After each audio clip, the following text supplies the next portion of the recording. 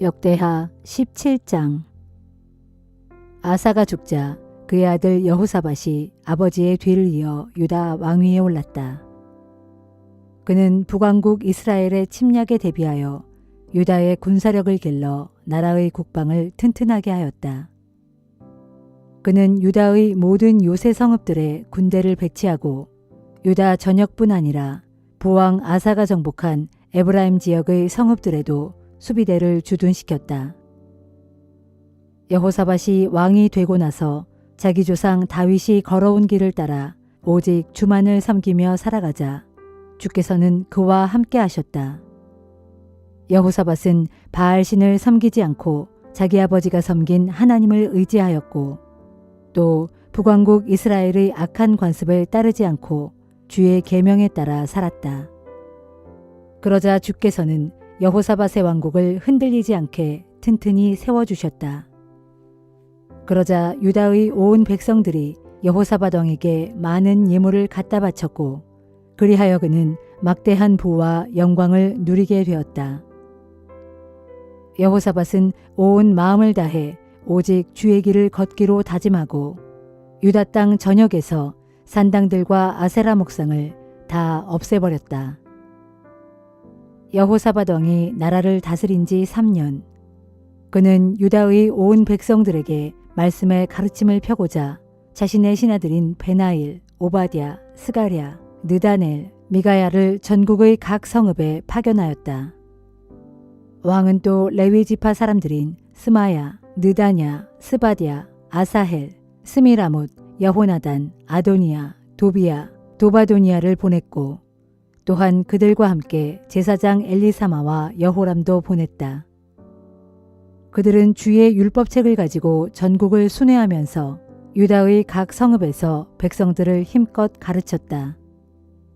이때 유다 주변의 나라들은 주를 두려워하는 마음이 생겨나 어느 누구도 감히 여호사밧에게 싸움을 걸지 못했다. 일부 블레셋 족속들은 도리어 여호사밧 왕에게 온갖 예물과 은을 조공으로 바쳤으며 아라비아 사람들은 수량과 수렴소를 각기 7,700마리씩이나 바쳤다. 여호사밧 왕은 점점 더 세력이 강해져서 유다 전역에 많은 요새들과 곡식 저장용 성읍들을 건축했다. 전국의 각 성읍들에는 막대한 식량을 비축해 두었다. 그리고 도성 예루살렘에는 잘 훈련된 정예부대를 배치하였다. 군사들은 가문별로 명부에 올랐는데 당시 유다 지파의 지휘관들은 다음과 같다. 천부장들 가운데 우두머리는 아드나인데 그는 용사 30만 명을 거느렸다. 그 다음 지휘관은 여호하난으로 용사 28만 명을 거느렸다. 그 다음으로는 시그리의 아들 아마시아인데 그는 주를 위해 싸우겠다고 자원한 자로서 용사 20만 명을 거느렸다. 또 베냐민 지파의 지휘관인 엘리아다는 방패와 활로 무장한 용사 20만 명을 거느렸다. 그리고 천부장 여호사밧은 싸울 준비를 갖춘 용사 18만 명을 거느렸다. 이들은 모두 왕을 모시는 자들로서 언제든지 왕을 위해 싸우기로 작정한 용사들이었다. 이들 외에도 유다왕 여호사밧은 유다 전역의 요새화된 성읍들에 군사들을 따로 배치해 두었다. 요한계시록 6장. 내가 지켜보는 가운데 그 어린 양은 7 봉인 가운데 하나를 떼시고 두루마리를 펼치셨습니다. 그러자 내 생물 가운데 하나가 천둥 같은 소리로 나와라 하고 외쳤습니다. 그리고 내가 보니 내 앞에 흰 말 한 마리가 있었고 그 말 위에는 활을 쥔 채 면류관을 쓴 사람이 앉아 있었습니다. 그는 많은 전쟁에서 승리한 사람으로 또 이기기 위해 달려나갔습니다. 그 어린 양이 둘째 봉인을 떼시자 둘째 생물이 나와라 하고 외쳤습니다. 그러자 이번에는 붉은 말이 나타났는데 그 말 위에 탄 사람은 세상에서 평화를 앗아갈 권세를 가진 자로서 사람들끼리 서로를 죽이게 할 수 있었습니다. 그는 큰 칼을 받아서 손에 쥐고 있었습니다. 그 어린 양이 셋째 봉인을 떼시자 셋째 생물이 나와라 하고 외쳤습니다. 그리고 내가 보니 검은 말 한 마리가 내 앞에 나타났는데 그 말 위에 탄 사람은 손에 저울을 들고 있었습니다. 그러자 내 생물들 사이에서 이렇게 말하는 소리가 내게 들려왔습니다. 하루 품삯으로 고작 밀 한 대, 아니면 보리 석 대밖에 살 수 없는 기근이다. 하지만 올리브 기름과 포도주는 훼손시키지 말고 그대로 그냥 두어라. 그 어린 양이 넷째 봉인을 떼시자 넷째 생물이 나와라 하고 외쳤습니다. 그러자 이번에는 푸르스름한 말이 내 앞에 나타났는데 그 말 위에 탄 사람의 이름은 죽음이었습니다. 그 뒤로는 지옥이 바짝 뒤따르고 있었습니다. 그들은 전쟁과 기근과 질병과 들짐승들로서 땅 위에 사는 사람들의 4분의 1을 멸할 수 있는 권세를 받아서 갖고 있었습니다. 그 어린 양이 다섯째 봉인을 떼시자 나는 하늘의 제단 아래에서 문 영혼들을 보았는데 그들은 하나님의 말씀을 증거하다가 죽임을 당한 순교자들이었습니다. 그들이 큰 소리로 외쳤습니다. 거룩하시고 참되신 온 세상의 지배자이신 주님, 저희가 얼마나 더 기다려야 주께서 땅 위에 사는 사람들을 심판하셔서 우리가 흘린 억울한 피의 원한을 풀어주시렵니까? 그러자 그들 각자에게 흰 두루마리가 한 벌씩 주어졌고 그들은 믿음의 종들과 형제들 가운데서 그들과 마찬가지로 순교하기로 되어 있는 자들의 수요가 온전히 다 찰 때까지 잠시 더 기다려야 한다는 대답을 들었습니다.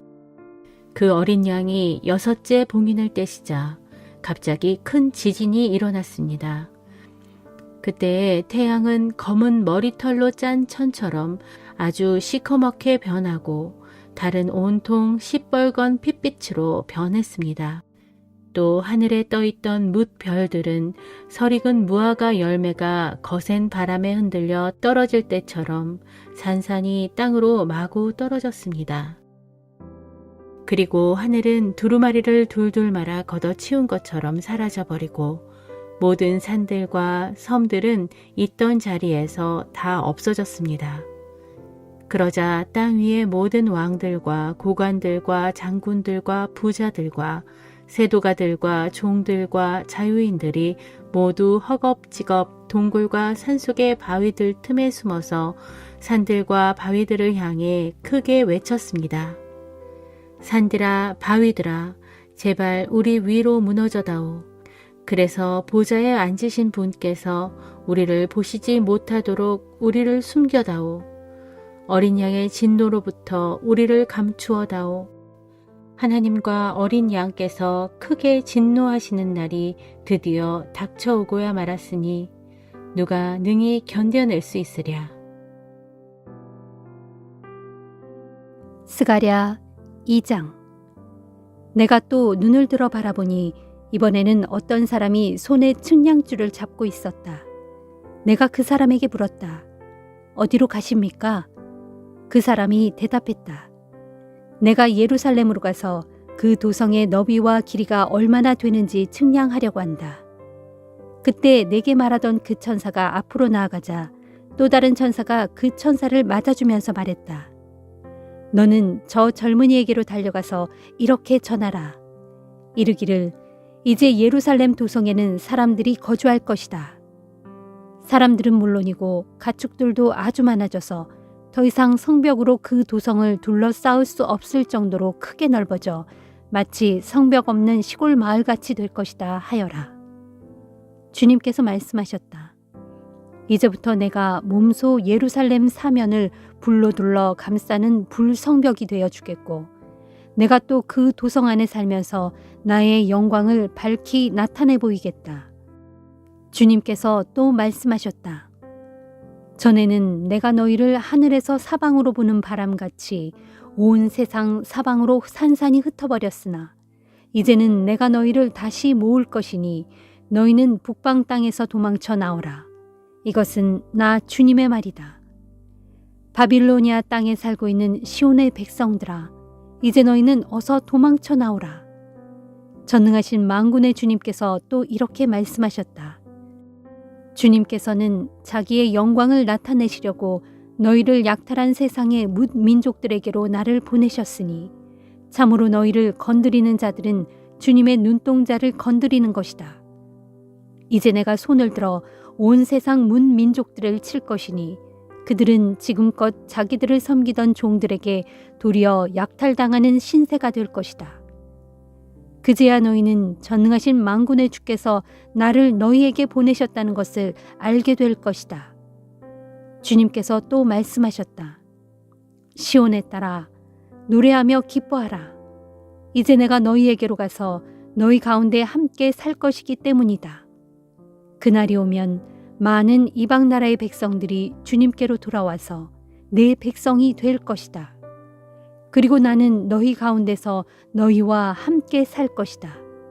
그제야 너희는 전능하신 만군의 주께서 나를 너희에게 보내셨다는 것을 알게 될 것이다. 장차 그날의 주님께서는 그 거룩한 땅에서 유다를 취하여 자기 소유로 삼으시고 또한 예루살렘을 다시 택하여 자기 도성으로 삼으실 것이다. 그러므로 육체를 지닌 모든 사람들아, 너희는 주님 앞에서 잠잠하라. 주님께서 자신의 거룩한 처소에서 일어나신다 하여라. 요한복음 5장. 얼마 후 유대인의 명절이 되자 예수께서는 예루살렘으로 올라가셨다. 예루살렘에 있는 양의 문 곁에는 히브리 말로 베데스다라 불리는 연못이 있었는데 연못 주위에는 5채의 행각이 있었다. 이 행각 안에는 절름발이, 맹인, 중풍병자 등 수많은 병자들이 질비하게 누워 있었다. 그들은 모두 물이 움직이기를 기다리고 있었다. 그 이유는 주의 천사가 그 연못에 가끔 내려와 물을 휘저어 놓는데 그렇게 물이 움직일 때 가장 먼저 연못에 들어가는 사람은 무슨 병에 걸렸든지 다 나았기 때문이었다. 그곳에 병자들 가운데 38년 동안 병을 앓아온 사람이 있었다. 예수께서는 그가 누워있는 것을 보시고 또 그가 아주 오랜 세월 동안 병을 앓아온 것을 아시고는 그에게 물으셨다. 당신은 낫기를 원하시오. 그 병자가 대답했다. 물이 움직일 때 저 연못에 들어가야 하는데 제가 연못에 들어갈 수 있도록 저를 도와주는 사람이 아무도 없습니다. 제가 들어가려고 애쓰고 있으면 늘 다른 사람이 앞질러 들어가 버립니다. 예수께서 그에게 말씀하셨다. 일어나시오. 일어나서 당신의 자리를 챙겨들고 걸어가시오. 바로 그 순간 그의 병이 말끔히 나았다. 그래서 그는 자기 자리를 챙겨들고 걸어갔다. 그런데 이 일이 일어난 때는 마침 안식일이었다. 그래서 유대인들은 병 고침을 받은 그 사람에게 말했다. 오늘은 안식일이요. 그러니 안식일에 자리를 챙겨들고 걸어가는 것은 율법에 어긋나는 일이요. 그러자 그 사람이 대꾸했다. 제 병을 고쳐주신 분이 내 자리를 챙겨들고 걸어가라고 하셨습니다. 유대인들이 다시 따지고 나섰다. 뭐요? 그렇다면 당신에게 자리를 챙겨들고 걸어가라고 말한 사람이 도대체 누구요? 그러나 병 고침을 받은 그 사람은 자기를 고쳐준 사람이 누구인지 알 길이 없었다. 거기에는 수많은 사람들이 붐볐고 예수께서는 이미 그곳을 떠나가셨기 때문이다. 얼마 후 예수께서 성전에서 그 사람을 만나시자 말씀하셨다. 보시오, 이제 당신은 말끔히 나았소. 그러니 다시는 죄를 짓지 말아서 당신에게 더 나쁜 일이 생기지 않도록 조심하시오. 그제야 그 사람은 자기 병을 고쳐주신 분이 예수인 것을 알고는 유대인들에게로 가서 사실대로 말했다. 그 일로 해서 유대인들은 예수께서 안식일을 어겼다는 이유로 예수를 핍박하기 시작했다. 그러나 예수께서 그들에게 말씀하셨다. 내 아버지께서 지금까지 쉬지 않고 일하고 계시니 나도 일하고 있어. 이 말씀 때문에 유대인들은 더욱더 예수를 죽이려고 단단히 별렀다. 예수가 안식일을 어겼을 뿐만 아니라 하나님을 자기 아버지라고 부름으로써 자신을 하나님과 동등한 위치에 두었기 때문이다. 그래서 예수께서 유대인들에게 말씀하셨다. 내가 진정으로 당신들에게 밝히 말하겠소. 아들이 자기 혼자 마음대로 하는 일은 없소. 아들은 아버지께서 하시는 일만 따라 할 수 있소. 아버지께서 행하는 일은 무엇이든 아들도 행하기 때문이요. 아버지께서는 아들을 사랑하셔서 아들에게는 자신이 하시는 일을 모두 보여주신다오. 그렇소. 아버지께서는 이보다 훨씬 더 큰 일들을 아들을 통해 보여주셔서 당신들을 놀라게 하실 것이오. 아버지께서 죽은 자들을 일으켜 다시 살리시듯 아들 또한 자기가 원하는 자들에게는 생명을 준다오. 또한 아버지께서는 어느 누구도 심판하지 않으시고 심판하는 일은 모두 아들에게 맡기셨소. 그것은 모든 사람이 아버지를 공경하듯 아들도 역시 공경하도록 하기 위함이라오. 그러므로 아들을 공경하지 않는 자들은 그 아들을 보내신 아버지도 역시 공경하지 않는 것이오. 내가 진정으로 밝히 말하겠소. 누구든지 내 말을 듣고 또 나를 보내신 분을 믿는 사람은 영원한 생명을 얻으며 정죄를 받지 않을 것이요. 그런 자들은 이미 죽음에서 생명으로 옮겨졌소. 내가 진정으로 밝히 말하겠소. 때가 오면 죽은 자들이 하나님의 아들의 음성을 듣게 될 터인데 지금이야말로 바로 그때요. 그 아들의 음성을 듣는 사람들은 살 것이요. 그것은 아버지께서 자기 안에 생명을 갖고 계신 것처럼 아들에게도 생명을 주셔서 아들 안에도 생명을 갖게 하셨기 때문이요.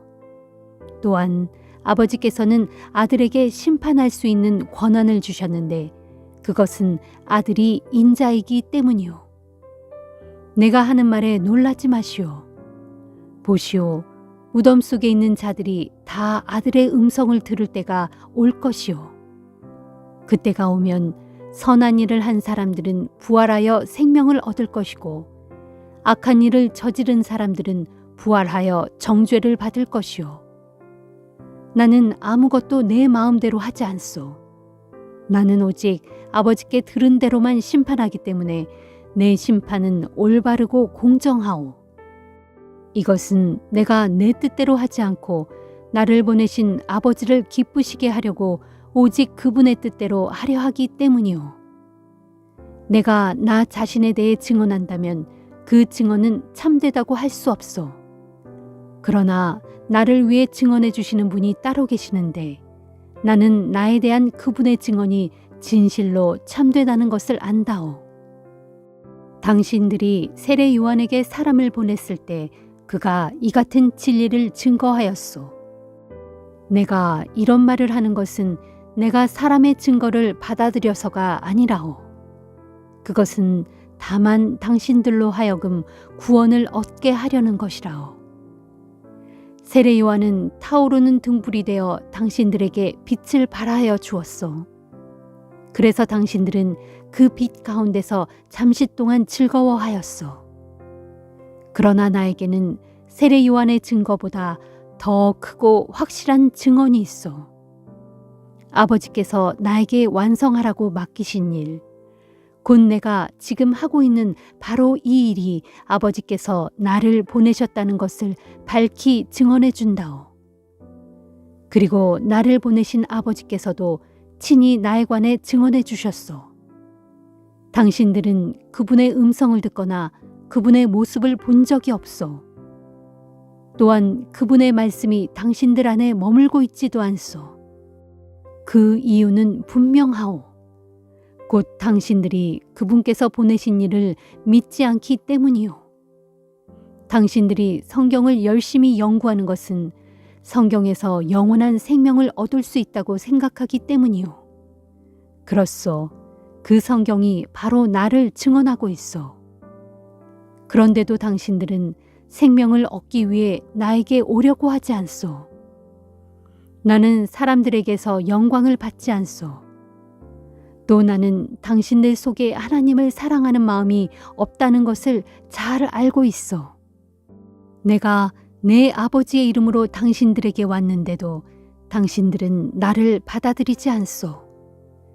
그러나 누군가 다른 사람이 자기 이름을 내세우고 오면 당신들은 그를 받아들일 것이오. 당신들이 당신들끼리는 서로 영광을 주고받으면서도 정작 유일하신 하나님께는 영광을 받으려고 애쓰지 않으니 당신들이 어떻게 믿을 수 있겠소? 그렇다고 내가 당신들을 아버지께 고소할 것이라고는 생각하지 마시오. 당신들을 고소하는 이는 따로 있으니 그는 곧 당신들이 소망을 걸고 매달려온 모세요. 당신들이 모세를 믿었더라면 분명 나를 믿었을 것이요. 모세가 나에 관해 기록했기 때문이요. 그러나 당신들이 모세의 글도 믿지 않는데 어떻게 내 말을 믿겠소?